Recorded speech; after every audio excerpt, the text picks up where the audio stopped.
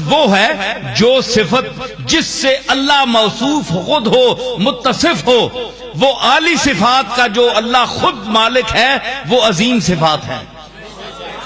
علم عظیم کس لیے ہے؟ اس لیے کہ وہ العلی العظیم، وہ علیم ہے، خبیر ہے، بصیر ہے، رازق ہے، باسط ہے، قابض ہے، نافع ہے، ضار ہے۔ یہ تمام اس کو اختیار ہے کیونکہ ہر چیز پر اس کا اقتدار ہے۔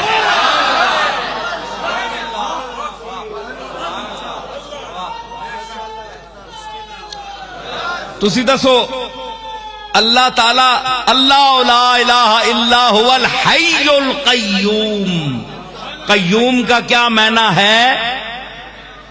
قیوم کا معنی حی، زندہ، جس کو زندہ کسی نے نہ کیا ہو۔ الحی اپنی ذات پر زندہ، ہمیشہ سے زندہ، ہمیشہ تک زندہ، ازل سے زندہ، ابد الآباد تک زندہ، لا اول لہ ولا آخر لہ، وہ الحی کا معنی ہے۔ قیوم جو اپنی ذات پر خود قائم ہے، اس کو کسی نے قائم نہیں کیا، وجود نہیں دیا، وہ قائم بذات ہے۔ جس طرح جوہر ہوتا ہے اور ایک عرض ہوتا ہے، جوہر اپنی ذات سے قائم ہوتا ہے، عرض دوسرے کی صفت سے قائم ہوتا ہے۔ ٹھیک ہے؟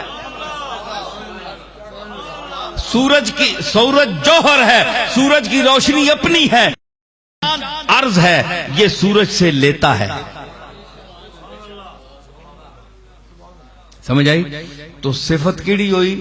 صفت ثابت ہویا کہ اللہ نیاں صفتاں وچوں وڈیاں صفتاں علیم ہونا، بہت بڑے علم والا ہونا، خبیر ہونا، بصیر ہونا تے حی ہونا۔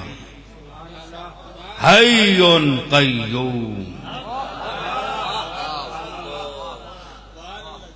ہے جی۔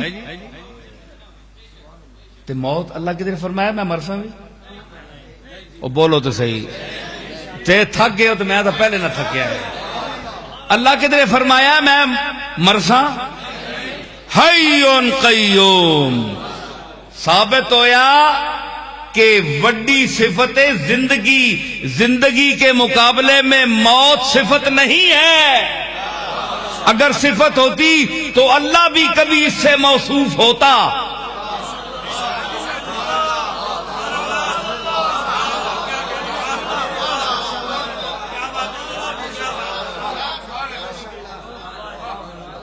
کسی لمحہ اللہ موت سے موصوف نہیں ہوا۔ وَبِالْمُؤْمِنِينَ رَؤُوفٌ الرحیم، اللہ رؤوف الرحیم ہے کہ نہیں؟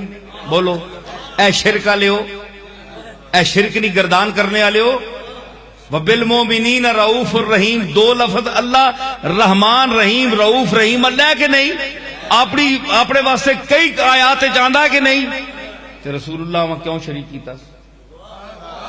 او لفظ وَبِالْمُؤْمِنِينَ رَؤُوفٌ الرحیم، رؤوف بھی ہے تے رحیم بھی ہے۔ رحیم تو اللہ ہے، الرحمن الرحیم، بسم اللہ الرحمن الرحیم۔